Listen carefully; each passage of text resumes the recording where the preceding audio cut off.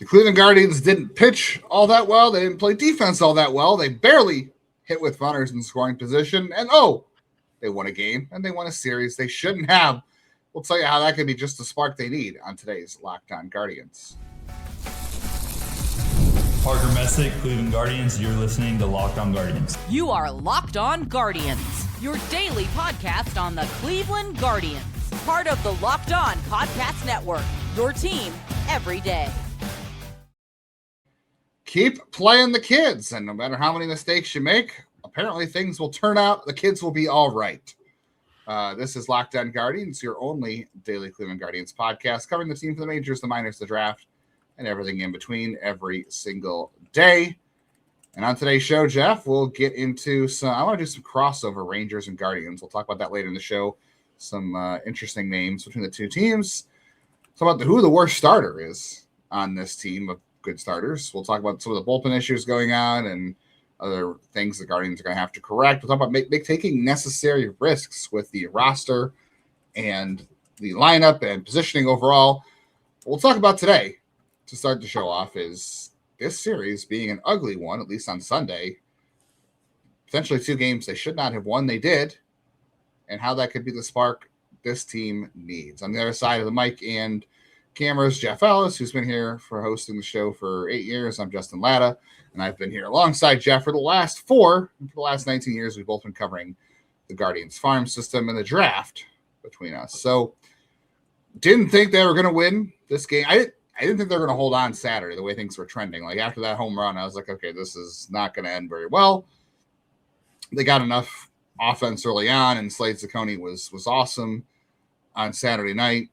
Not as awesome as Joey Cantillo. Like the starters got worse every day this weekend. Cantillo was great. Cecconi was good, just not as good as Cantillo. And then Gavin Williams. I think Cecconi was still great. He was at 6 innings, no earned runs across on him.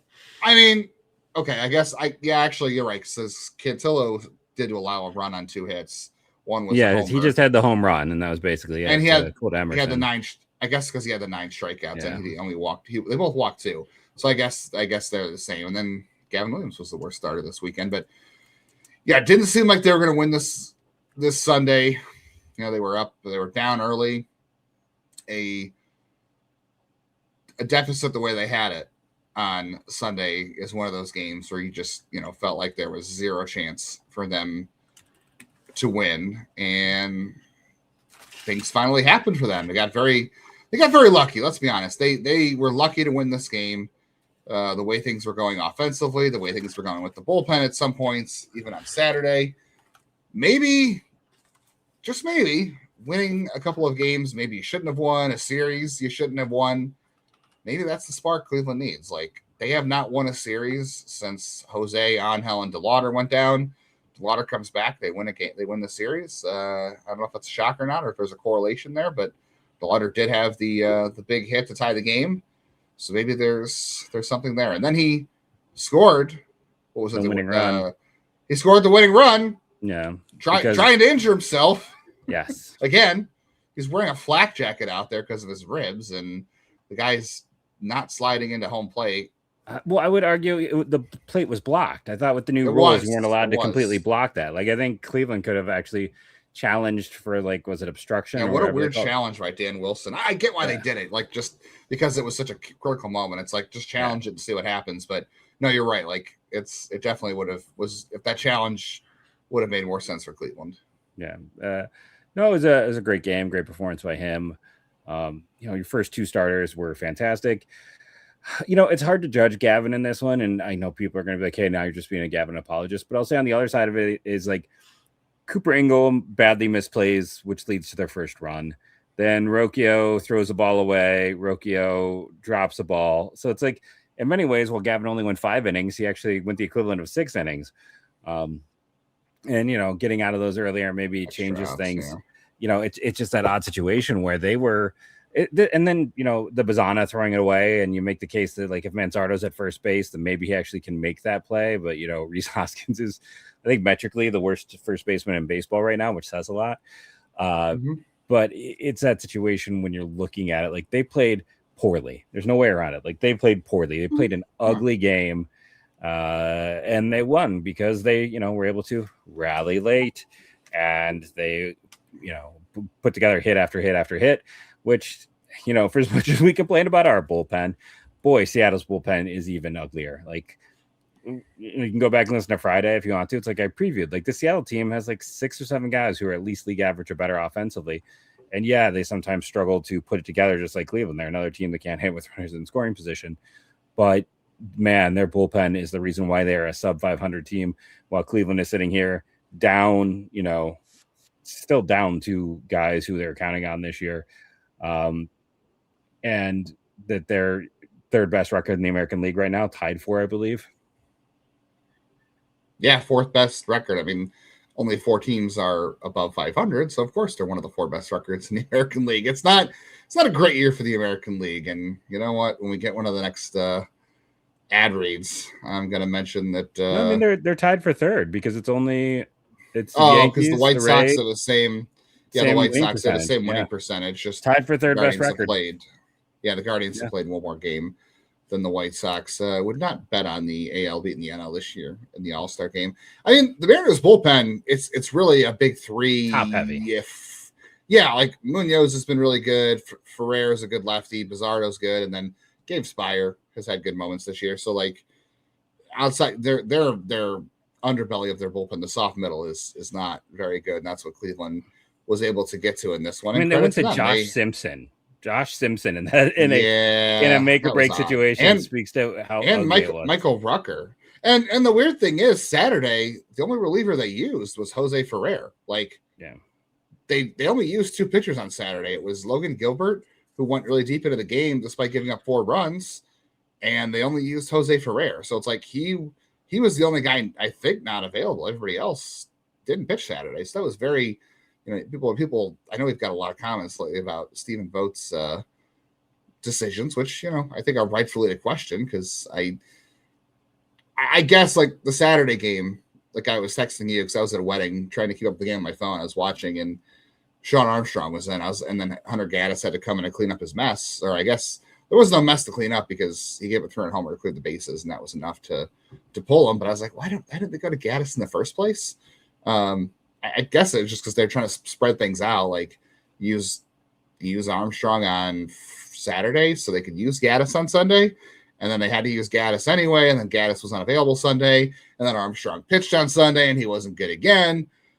But luckily they came back and had enough offense late in the game. So I don't know, a very, very weird weekend overall. Yeah, and the defense was not great on Sunday. Like, you couldn't charge Rocchio with an error on the double play because you can't assume a double play, but he dropped the ball in the transfer and had the airmail throw, and then the Cooper Ingle thing in left field. Like, he did let a ball drop in front of him, which I'm not going to blame on the front office. We'll talk about that. I'm not going to blame on Cooper Ingle. We'll talk about that in a little bit, but it's just important to have his offense in there. Cooper Ingle had a great weekend. He had his first hit. He had his first set of RBI. He had 2? Did he have 2 walks in this game?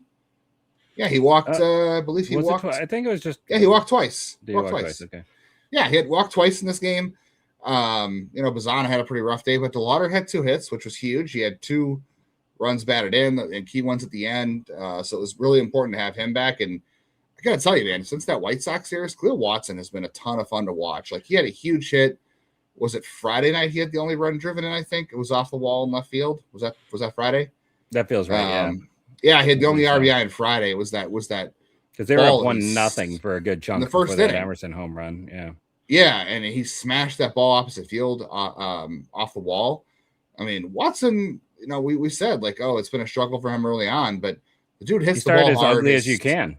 Literally as ugly as it could be. But he relaxed. He's hitting the ball hard, and the bat speed's incredible. Like, this is an offense. Like, he's going to fit in well because Martinez has some high peaks and valleys, and Sheeman runs very hot and cold. I think Watson will probably be the same kind of player, but when he's hot, I think Kahlil Watson has a chance to be scorching hot, and he could be a key part of this offense. And then you get a stabilizer like Cooper Ingle, and then you get Chase DeLauder back. The rotation's looking pretty good. Like, you're in much better shape than you were. I know it's easy to talk about this through rose-colored glasses when you win 2 of 3, but you're getting a couple of the kids playing well. The rotation looks great. The bullpen is not so great, but 2 out of 3 ain't bad, Nate Love says, right? Yeah. Yeah. And the thing I'll say about Watson too, it's like, he's always had great physical skills. I rated him the 4th rated player in his draft class because of those physical skills. In a lot of respects, if things are clicking right, he is what I think a lot of fans in our comments have thought Martinez could be. Just because it's like, for sure, when they talk about like, well, the traits can carry, it's like, well, this is a guy where I think the traits do have a chance to carry. And always bring it up. I brought it up on Friday's show when I was talking about the buckets guys fall into and how there's like 3 archetypes pretty much in Savant data anymore. It's like he can be the Jesus Sanchez archetype. That can work. That can be effective. That's Eugenio Suarez. Like that type of hitter. Like that's what he can be. And, there's going to be points where he gets eaten alive, but he has been a player of the game 5 games in a row right now and is really driving this offense. Yeah, Kahlil Watson, offensive savior. I'm not sure those words would have been coming out of my mouth in March or April. I would have been very confused. I also have been very confused if we said on June 29th that Cooper Ingle's playing left field and Gavin Williams is your worst starter. But that is all happening right now. And that is what we're going to talk about next on today's Locked On Guardians. A big thank you to our friends at Amazon for this limited break. This back-to-school season, spend less on your kids. Spend less money on your kids with Amazon. We all know how crazy back-to-school shopping experience can be. You start with a couple items on your list, then you're shopping for supplies, clothes, lunch gear, tech, whatever, 10 other things you didn't see coming. That can add up really fast. You start shopping for a few essentials, right? You see how quickly the list can grow. You got supplies, you got clothes, you got headphones, keeps going. And finding low prices on the things that you need makes such a big difference during that back-to-school season. Then you get the teacher supply list, right? My wife's a teacher, and I know how much it takes for kids to be at school each year, how much the classroom needs. Every item is reasonable on its own, and you get everything together and realize how much one kid really does need for a school year. So remember, with Amazon's low back-to-school prices, spend less money on your kids. Every dollar you don't spend on them is a dollar you haven't spent on them. Shop back to school at Amazon and spend less on your kids.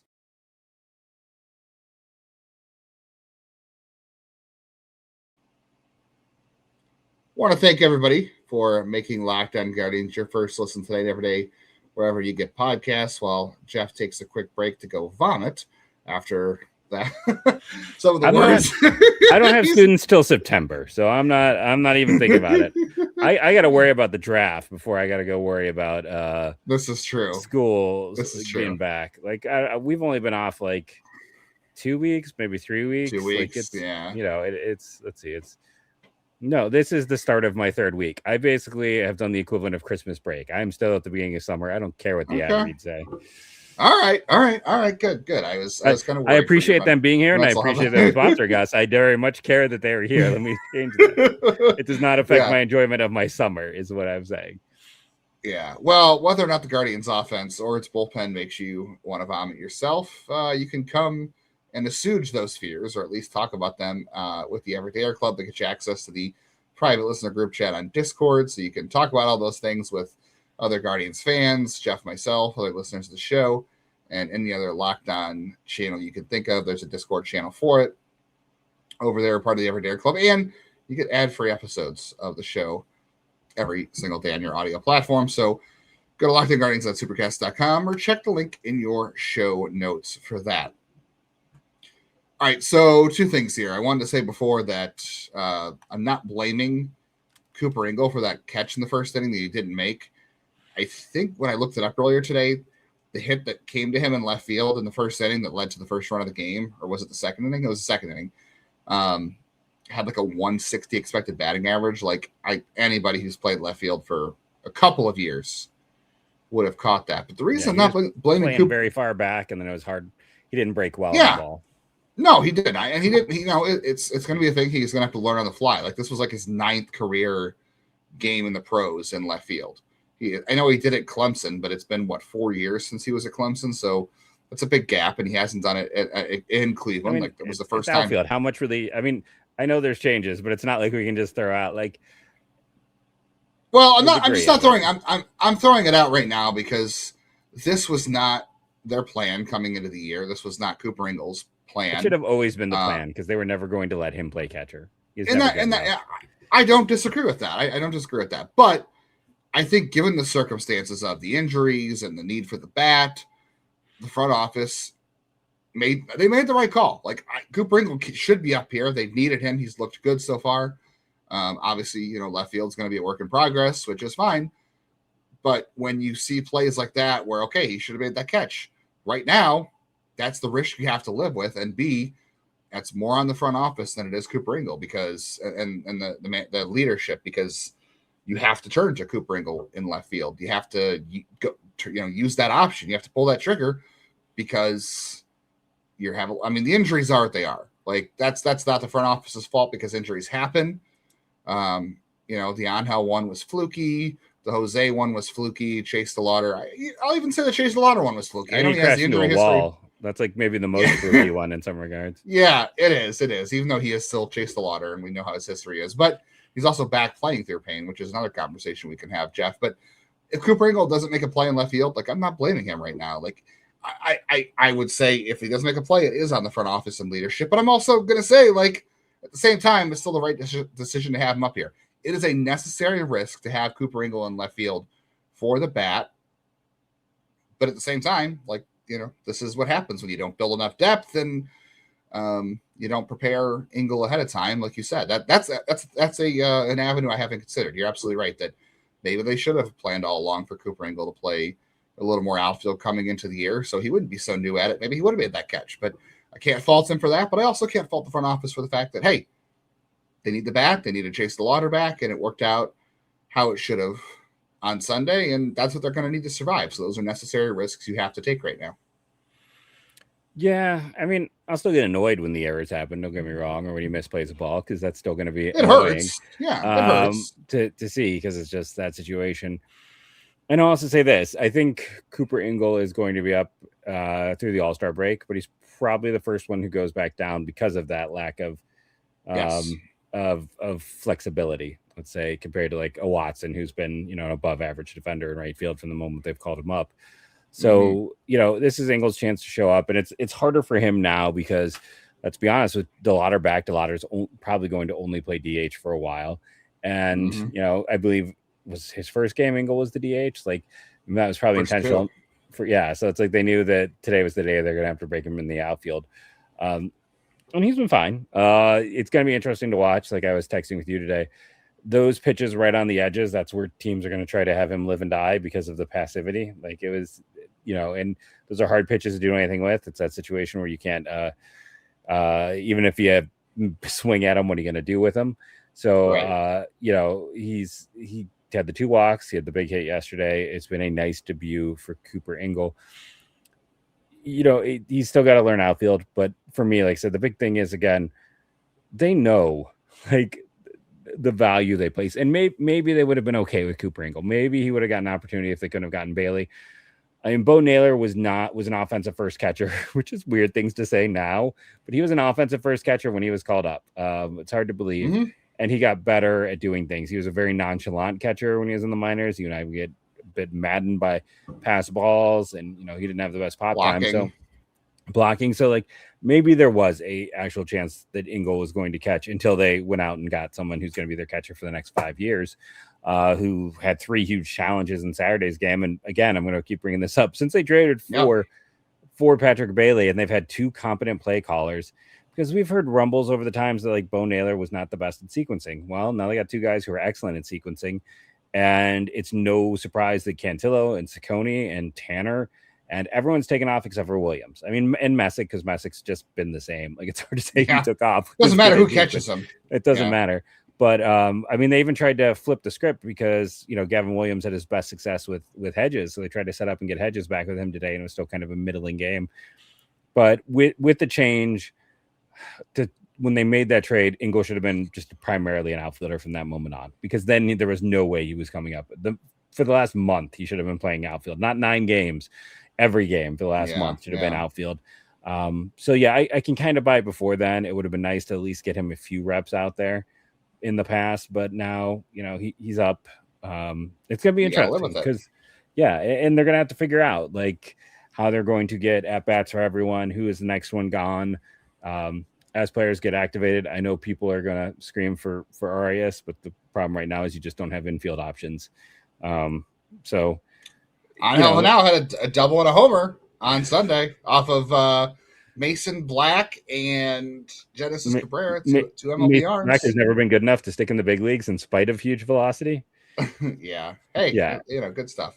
I would not be opposed to him now, like seeing him just because he's got a big arm, and we're on this track where him.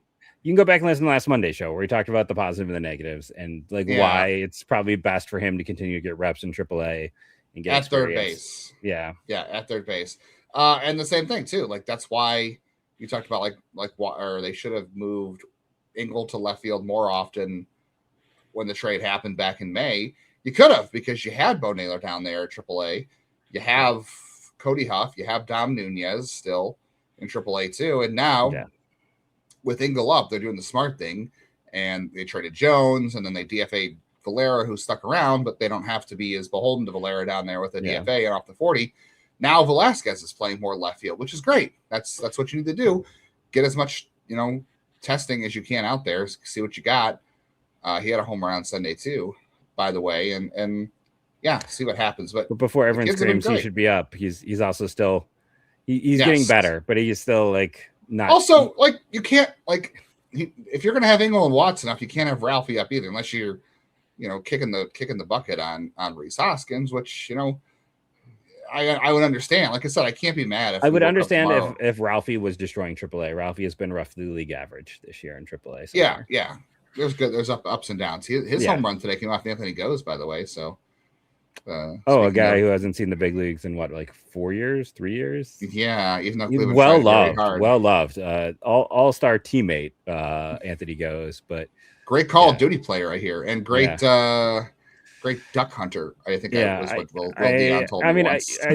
I still, even after this weekend, one of my big internal debates when we're running out of time was would I trade Colt Emerson for Ralphie Velazquez, because that was supposed to be the guy they wanted. Came up often on the podcast. It came off often on the broadcast. And as crazy as it is, even though Emerson had a good weekend, even though Emerson's an infielder, I wouldn't, because I still believe that much in Ralphie's potential power-wise. I know we got to come back from a break, and we'll hear Justin's thoughts on would he trade those two straight up.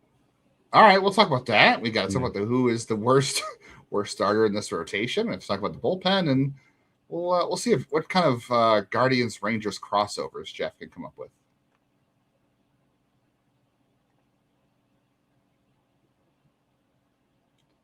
Do all the good stuff. If you're a big fan, if you've made it this far in the podcast, if you haven't hit the subscribe button on YouTube, please do so now. Hit the bell so you get notified of when the videos go live, and that is a daily reaction video to every single game, every single bit of news we post a quick video on. We have daily episodes as well. And then on your audio platform, hit the auto download button so you can keep the show in your feed no matter where you're at. If you're on vacation, say the Outer Banks, you can listen to it and keep it in your feed, and you can go back and look at it. And that's the best way to support the show. So would I trade Ralphie Velazquez for Colt Emerson? It's hard. Don't get me wrong. I don't think there's a wrong answer, honestly. Do the Mariners have the pick right in front? No, was that was there was a few picks before. Yeah, that was the third baseman from Wake Forest. No, he went a lot higher. Brock Wilken went in the teens. Was it? Okay. It might have been right before them. It might have literally been one pick before them. I think either Emerson or Wilken went right in front of Velazquez, right? It was Emerson. Wilken was 16 or 17. Okay. At the time, I was not very high on Emerson. He sounded a lot like the Brian Rocchios, I was not guys either. Yeah, he sounded like a lot of guys they already had, like a guy who's up the middle player with great contact ability. And it was great. They've got so many of those. Now they don't have so many of those, which is fine.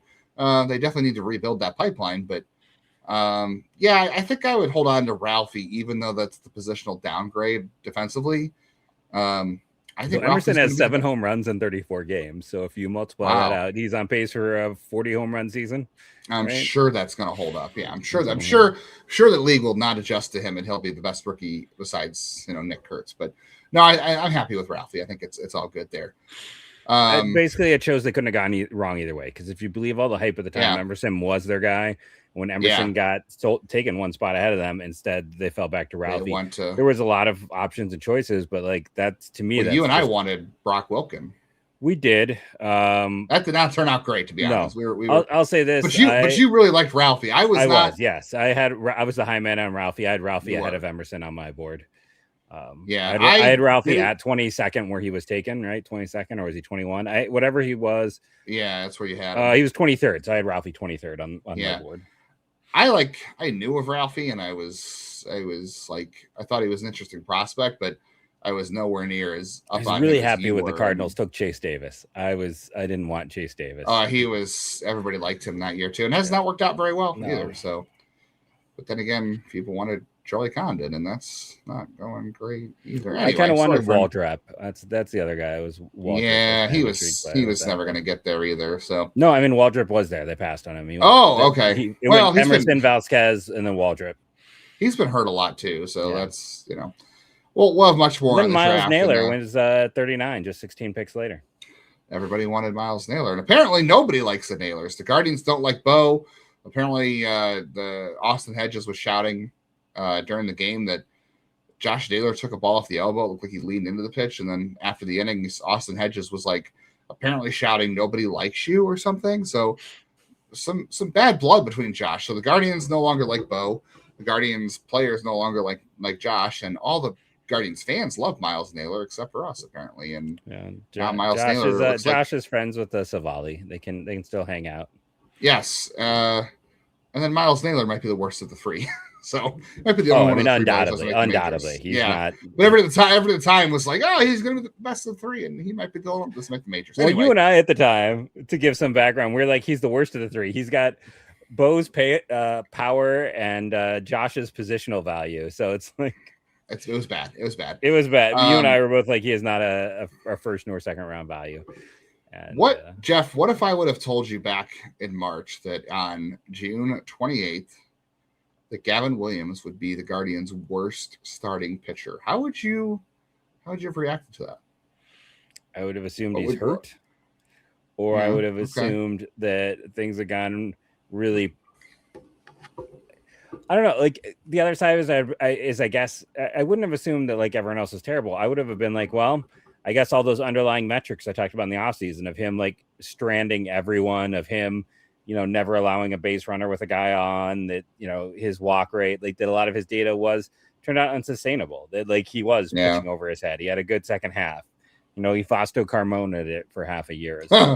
Yeah. I mean, the month of June, Tanner Bybee has been the Guardians' best starter by ERA.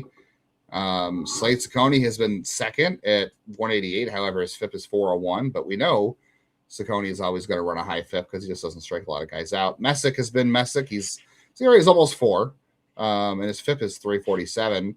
But not even counting today's performance, what you said, like Gavin Williams, not all of Sunday was his fault because Ingle inexperience in left field cost him a run, and then Rocchio made 2 terrible plays that cost him extra pitches. But his ERA coming into Sunday in this month in 4 starts was 6.64 with the 5.71 FIP. I mean, for the season, Tanner Bybee's ERA is now low. Remember when Tanner's ERA was like really sky high and Gavin looked great and he was the ace, and now Tanner's ERA is lower. I mean, Gavin's had some really dominant performances this year. He shut down the Dodgers earlier in the year. He's had some. What was it? New York was a great start for him, I think. But since then, it's been a lot of struggles. I'm not really sure what the deal is there. It's back to being Gavin, who throws a lot of pitches, is inefficient, doesn't always have command of both breaking balls. But right now, Messick's your best starter, who keeps leveling up. Joey Cantillo has taken a huge step forward. I mean, I remember when they acquired him in 2020, I was obsessed with the potential of his curveball, and now it's his best pitch. And then Cecconi has turned things around ever since Patrick Bailey's arrival, by the way. For those who think that Patrick Bailey has been a terrible addition, it's really stabilized your starting rotation. Yeah. But Gavin is now, by all metrics, that your third or fourth worst starter in terms of a lot of stats. Like, he has more innings than everybody else. He has more strikeouts, but his FIP is middling, his ERA is middling. But the nice thing about that is, Jeff, is that the Guardians, like, if Gavin Williams, the way he's been pitching the Brewers start wasn't so good, but as mad as I got about his start at Chicago last week, if his worst starts are 5 innings and 2 runs, like, or 6 innings and 2 runs, whatever, I'll take it. Like, I know it's not what I want from him, but like if that's the worst you have on your staff right now, I will take that. And that seems to be what they are. Like their rotation is what did I say, Jeff? 5th best in baseball right now? That sounds about right. Yeah. I mean, it's something else right now. How this rotation looks. Yeah. 5th best ERA in baseball after Sunday. You know, Gavin, we talked about today. It's like he had 3 pitches register over 100 miles an hour, which is not really something we've seen with him consistently in the past. Like he did that in college. We haven't seen it as much in the minors. He had 13 swings and misses. I think one of the things that's getting to him is when those swings and misses happen. I know he did. I want to say like early on, he had 6 strikeouts. I'm trying to think if he ended up with more than that. No, he ended up with 6. He's not getting guys to kind of swing over on that final third strike. He's getting a lot of contact. And then also, like, again, let's be real honest, like Rocchio's 2 bad plays and Cooper Inglewood, and that took him, you know, he'd have gone 6 innings. It was still, he still allowed, you know, a runner or 2 on every inning. It was not a dominant performance from him. And I do think of late that he is your third or fourth starter. I'm Slade's been great, but it still feels like a little bit of fool's gold. Like he'd still be the last guy. Come back to Earth. Yeah, it still feels like the last guy I'd go to in a playoff series. But honestly, it's like, you know, depending on who you're facing in the series, if they're really bad against lefties, I might consider Cantillo over Williams. Like that's where it is right now for me. Yeah, no, I'm 100% with you. Cantillo has been unbelievable for them, and Messick's been great. Tanner's been extremely reliable for the most of the season, outside of 2 starts. So, although you know things can go here or there, we really didn't get to the bullpen. The bullpen right now is messy. Like Cade Smith is not consistent. Tim Herron is hard to trust. As much as we like Tim Herron on the show, he's very hard to trust. Zabrowski has not been the same guy since he came back from injury. No, not at all. Armstrong has looked like Scott Barlow. Colin Holderman's even been a little bit shaky control-wise recently. Yeah, I mean the bullpen circle of trust right now is, I don't know. I mean, I think it's Cade Smith still, but after that, like Hunter Gaddis was good on Saturday, cleaning up Sean Armstrong's mess. But it's a very middling bullpen. Like last year, the Guardians until September were middling rotation and a great bullpen, and now they're a great rotation and a middling bullpen. Andrew Walters is on the IL with an elbow issue, so who knows what's going to happen to him. I'm not going to say it's Tommy John because I don't know that yet, and even if I did, the team would probably yell at me. Even Franklin Gomez in high A is on the injured list with an elbow issue. And then Daniel Espino, I think we can get into this more tomorrow, Jeff, because we haven't really had time, but like Espino is probably a guy who needs to go back to AAA just to get some more work. Franco Aleman should be up, and we could dive more into Franco Aleman tomorrow, Jeff. But I think Franco Aleman's got to be back in this bullpen like yesterday. Give me your comments on bullpen if you have any, and then before we get out of here, I want to do a quick Rangers Guardians thought experiment. Do you got anything on the bullpen, Aleman? Nope. Anything else? Just because we're running out with only one ad, we're really strapped for time. So quick thought experiment. Yeah. No, I was just saying, I think I want to start off every new series this season or this rest of the year, seeing if we can name an extremely random player that played for both the Rangers or that team and Cleveland. I was thinking like the biggest name player that probably played for both teams, at least from our lifetime, was either Juan Gonzalez. I'd say Juan Gonzalez was the biggest name. Yeah. I mean, he was like an MVP. Sin-Soo-Choo? The MVP. Sin-Soo-Choo was great. But yes. Yeah. Juan Gonzalez was like an MVP candidate year in and year out. So that would be the big name. Most random to me, like I could think of, would be like Enar Diaz or Ryan Drees.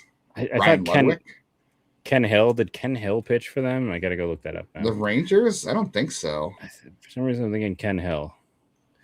I was gonna say Michael Choice, but Michael Choice. Oh yeah, Ken Hill spent 2 years at the Rangers. I was right. So okay, good pull. Hill. Yeah, good pull.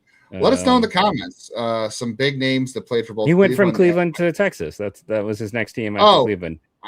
Why do I think he played for like the Angels before Cleveland? He put a 6.6 WAR in that first year at Texas. 250 innings. He was kind of awesome that year. Right? Was he a knuckleballer? No, he was just a big, athletic, right-handed, 6'4". Bounced around the league for a while. Had some high highs and some low lows, but his best season ever was the year after he left Cleveland. He went to Texas in '96 and and was utterly dominant for them. Had 3 Figures. shutouts to lead the league. 250 innings. That's just so weird to see anymore. That someone threw 250 innings. Wow. Right? Like, well, different game. Hit us in the comments with your biggest Cleveland and Texas Rangers crossover, and give us a random poll. No cheating. Give us a random poll. I said Enar Diaz and Ryan Drees. Jeff said Kahlil, which was a great poll. So see if you can top that. You were going for the Hafner trade there, it seems, with the yes 2 pieces. And that one, Aaron Mayette was another piece of that. Yeah. Not great. That makes me. I thank you all for joining us. Remember, rate and review, download daily. We're doing our own version of what's the immaculate grid, I guess. Thank you all. And go Guardians, go.